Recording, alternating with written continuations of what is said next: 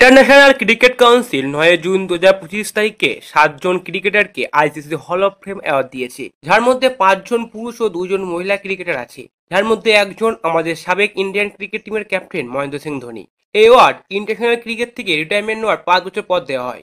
আজ পর্যন্ত পুরো ওয়ার্ল্ডে 107 জন পুরুষ আর 15 জন মহিলাকে হল অফ ফেম অ্যাওয়ার্ড দেওয়া হয়েছে, আর ইন্ডিয়াতে মোট 11 জনকে দেওয়া হয়েছে, আর 11তম অ্যাওয়ার্ড এমএসডি পেয়েছে। এই অ্যাওয়ার্ড বড় বড় প্লেয়ারকে দেওয়া হয় যারা নিজের টিমের জন্য খুব বড় বড় কাজ করেছে। এমএসডি কে এই অ্যাওয়ার্ড দেওয়া হয়েছে কারণ এমএসডি ইন্ডিয়া ক্রিকেটকে বদলে দিয়েছে। 2007 টি-20 world cup, 2011 ODI world cup, দুটো চ্যাম্পিয়ন্স ট্রফি দিয়েছে।